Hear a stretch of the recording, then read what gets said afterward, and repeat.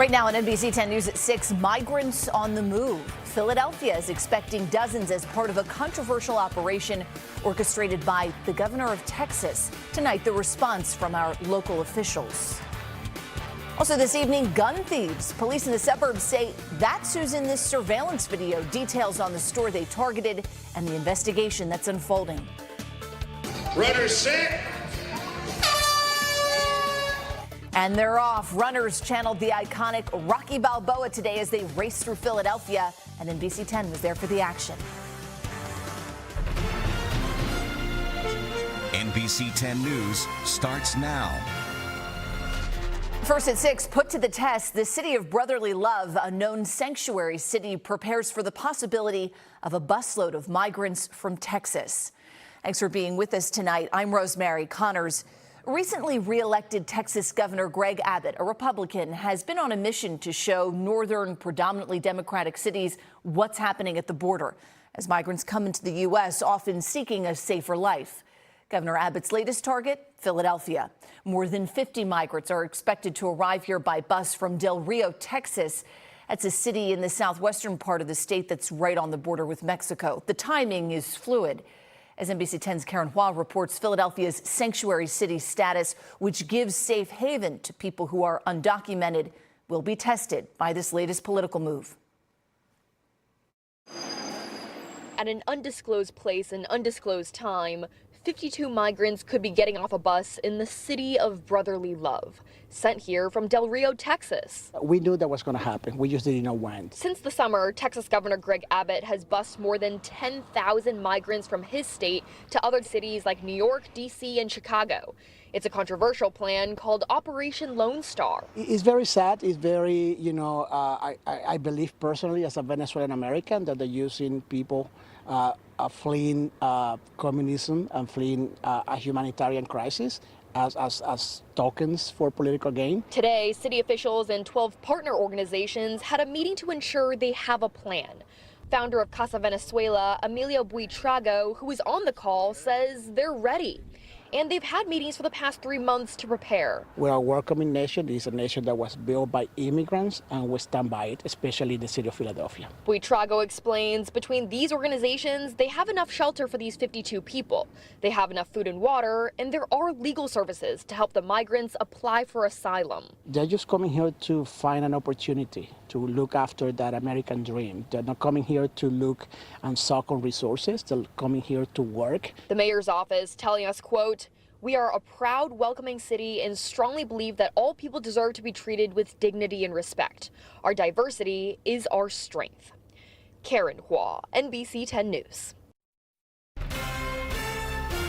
Let's talk about that NBC 10 First Alert weather. Man, what a gorgeous Saturday in practically mid-November. 66 degrees outside right now as we take a live look towards Center City area, Schuylkill River area. Plenty of people, I'm sure, going to take advantage of this nice fall weather. Not too rainy, not too cold, just right. Let's bring in NBC 10 First Alert meteorologist Steve Sosna to tell us more about the night ahead. Steve? Yeah, we've had this really incredible mild stretch of weather, Rosemary. 71 degrees today in Philadelphia, but we're going to see a pretty dramatic change, and it starts as early as later tonight. So we want you to be ready for that. You're going to feel that difference here during the day tomorrow. As you can see, Philadelphia in good company with a nice quiet Saturday evening. Allentown, Wilmington, and Atlantic City all nice and quiet right now at the moment. Taking a look at our high temperatures here for today, 71 Philadelphia, 70 in Allentown. We shared the 70s with just about everyone here today. 72 in Wilmington, 72 Atlantic City, 71 in Trenton. As we take a look at those temperatures, they're not sinking right now, so we're still nice and mild here. 66 in Philadelphia, 64 in Reading, 63 up in areas of the Lehigh Valley, but we're going to be seeing that change here during the overnight hours, and it will come with some showers. So right now the wind not a factor. Tomorrow it will be, so I do want to alert you of that. You can see the showers on the left edge of your screen. They're approaching in from the west. They will be arriving mainly while many of you are sleeping, unless you're a night owl. I don't think a lot of you are going to see those showers out here. So here's that hour by hour forecast. Notice we're nice and mild here through 9 o'clock. Temperatures near 60 degrees. During the late evening hours, we bring in some showers here after 11 o'clock through the overnight hours. And then when you're waking up tomorrow morning, many of you, the showers probably coming to an end, and we're looking at some cloudy weather for the first start of your day. But I think the sunshine makes a break for it here this afternoon. but the temperatures, those are the big story here for the next 10 days. Get out those sweaters, those coats, those jackets, the works here. We're talking about a big cool down. More on that in your 10-day forecast just minutes away. Rosemary? All good things come to an end. All right. Thanks for that, Steve. Right now, Philadelphia police are asking for your help as they search for a missing 17-year-old girl. They say Kenia Miller was last seen Wednesday afternoon at her house on Bouvier Street. She was wearing a yellow Supreme hoodie, black tights, and white New Balance sneakers. She could be near Erie Avenue. That's the word from police. If you know anything about her whereabouts, police do want to hear from you. Let's talk about the gun violence crisis in Philadelphia. As it continues, we're learning more about several shootings overnight. We begin in East Falls. That's where a woman is dead and a man is hurt following a shooting last night on Berkeley Drive. Police say officers responded to the area for reports of gunfire shortly before midnight. The victims arrived at the hospital in a car which police say was riddled with bullet holes. Detectives are now looking to see if there are any surveillance cameras in the area to help them determine what led to this shooting. Let's go over to Camden for this next one. A man was hurt in a shooting early this morning there. It happened on Tillman Street just after 3:30, right near the Branches of Centerville apartment complex. Police rushed that man to the hospital. So far, no arrest in this case, and police haven't said any details about possible suspects in the shooting. We go now to Bucks County. That's where investigators are asking for help identifying the 5 men who stole a number of rifles and pistols from a Chalfont gun store this morning. New Britain Township Police shared this surveillance video of the suspects. You can see them breaking into the Target World store. They got through a glass door. Investigators say they were driving a black Hyundai sedan. If you know anything that could help the detectives out in Bucks County, they'd like to hear from you on that one. A truck caught fire at a ShopRite in Clementon, Gloucester County this morning. When our crews arrived, they found several firefighters on scene as the truck was moved out of a loading dock area at the store. We did reach out to officials. We're working to learn more about what led up to this fire and if anybody was hurt in the incident. Let's talk about Decision 2022. Results are still coming in after this week's midterm elections across the country. When it comes to the balance of power in the U.S. Senate, it is still a close call. Take a look right now. 2 states are undecided with a runoff race in Georgia scheduled for December 6th and a too close to call election in Nevada. It appears Democrats could hold on to their 50-50 majority with Vice President Kamala Harris as the tie-breaking vote. That's at the moment.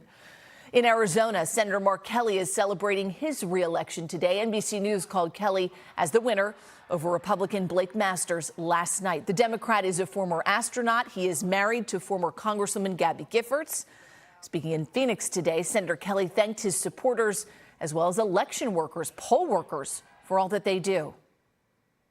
And I also want to thank our state's election officials, honorable Republicans and Democrats, who are doing the important work of making sure that Arizonans' votes and voices are heard, their votes are counted as quickly and as transparently as possible.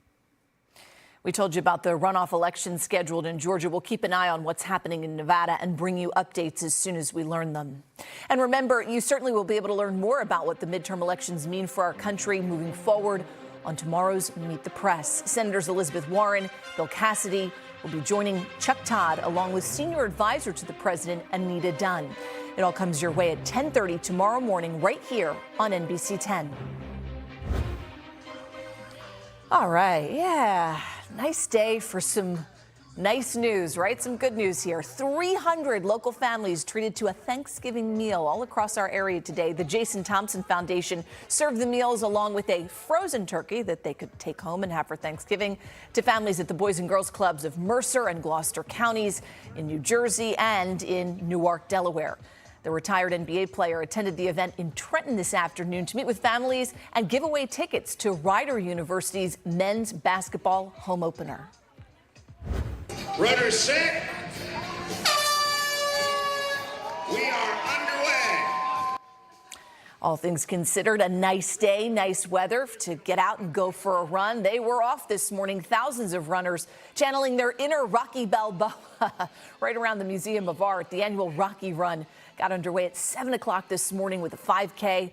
The 10-milers started 45 minutes later after the 5K. Runners who competed and completed both events were given an Italian Stallion Challenge medal. Italian Stallion.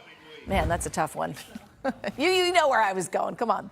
The annual Walk to End Alzheimer's event also happened today. This was at Citizens Bank Park. Nearly 5,000 participants gathered to honor their friends, family, and loved ones impacted by Alzheimer's disease.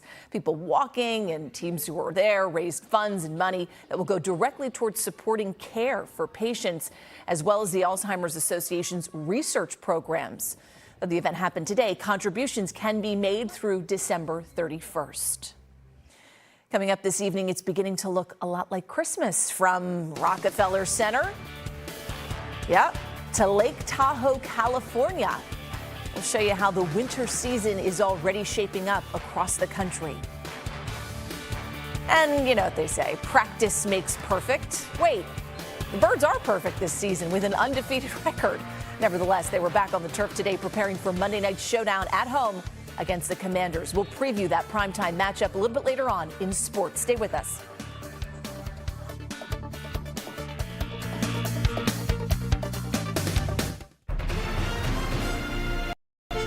This is NBC 10 News. We are following a bit of some breaking news tonight. This is out of Texas, where two historic military planes collided mid-air earlier today. This happened during a Dallas air show. No word yet on how the pilots are doing or if there were any injuries on the ground from falling debris. It's also unclear how many people were on both aircraft at the time of the collision. The FAA and NTSB are both investigating this crash. The 2022 Rockefeller Center Christmas tree is in Manhattan right now. It completed an approximate 200-mile trek today.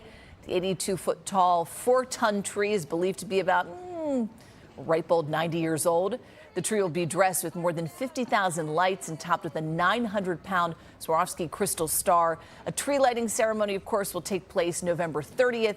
It will be broadcast live right here on NBC 10.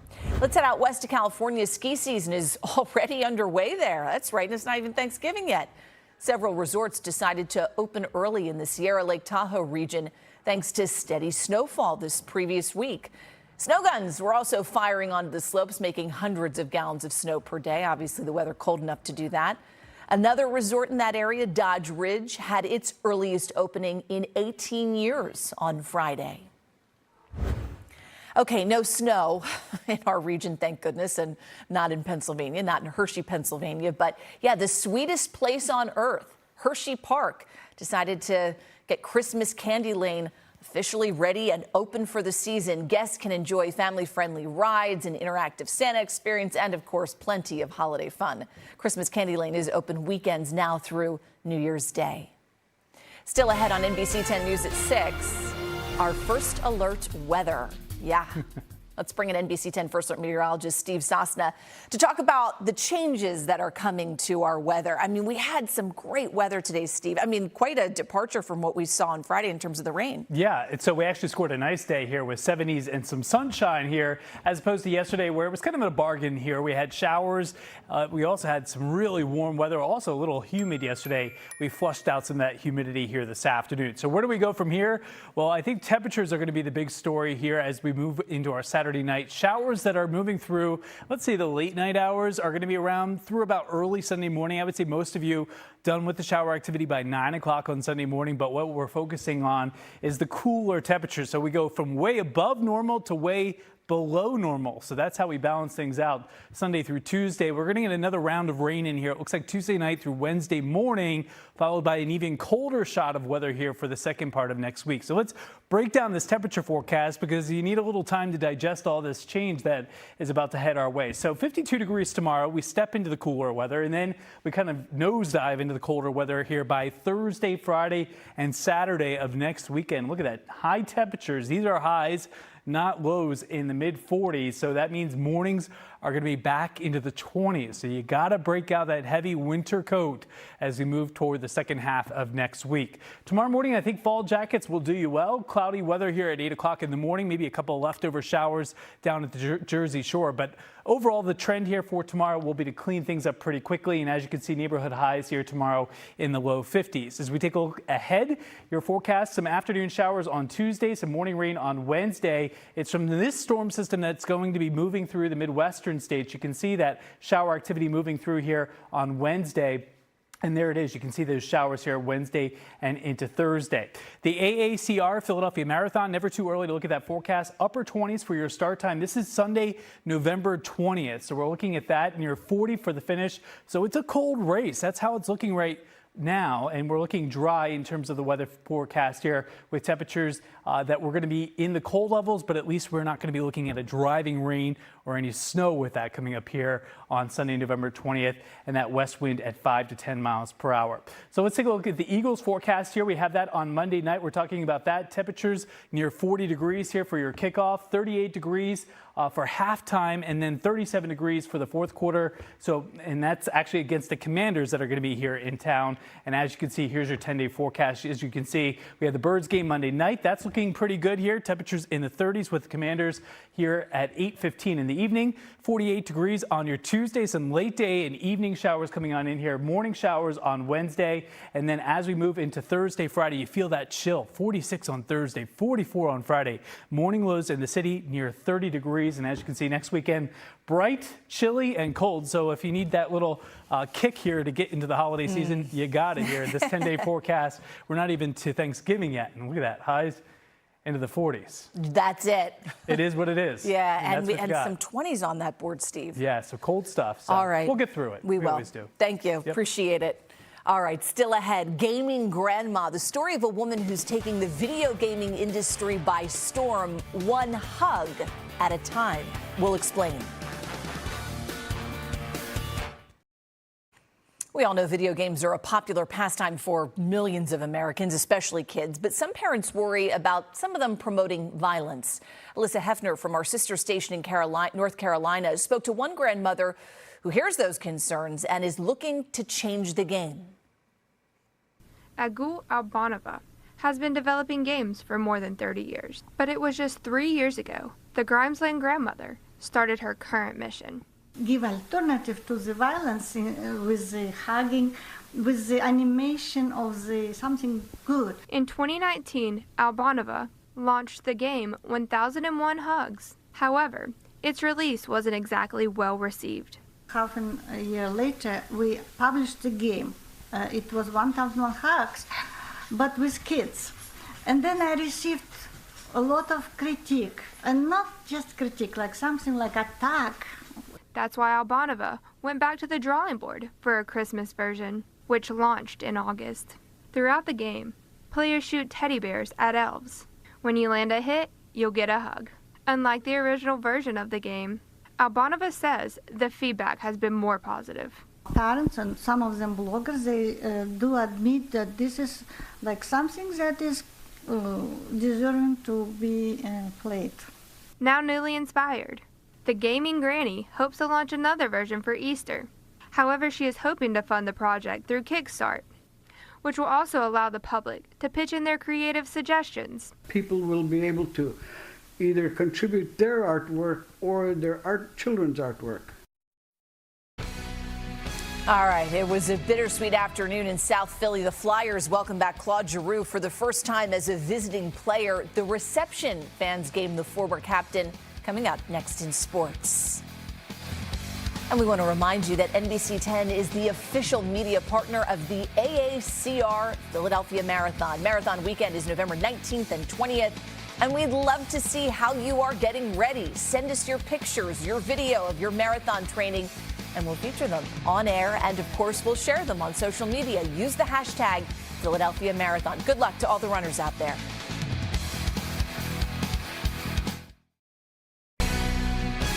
This is Sports Desk, brought to you by Xfinity, the fastest internet in Philadelphia.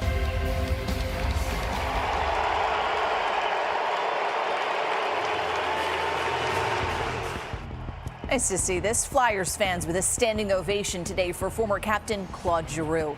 The Flyers honored Giroux with a pregame video tribute on the Jumbotron ahead of today's tilt against Giroux and the Senators. He was traded away last season after playing in his 1,000th game as a Flyer. The Flyers faced Giroux and the Senators earlier this year in Ottawa, but this was Giroux's first game ever at the Wells Fargo Center with enemy colors on. The Flyers got off to a great start, but their former captain and the Senators would not be denied in Claude's return. Giroux assisted on the Senators' first goal to tie the game at 1 in the first period. Giroux would add a second assist with the Sens on the power play. And there you go. Giroux banks one off the end wall to Alex DeBrincat for the goal. The Senators would add an empty net goal, and Giroux wins in his return to South Philadelphia's sports complex. Former captain spoke about the game and spoke about it afterward. His emotions returning as a visitor for the first time. Take a listen. It was tough. You know, the fans here were, I wasn't too sure what to expect, but they treated me well. You know, so many memories in this building, so it was that video. I wish I would show the video at the end of the game, because I showed a video and then go for a shift right away. So that was tough. I respect this fan base so much, this organization, the players that play on that team. Obviously, it was fun for us. We able to get a big win that we needed, and you know, I'm going to remember this game for a long time.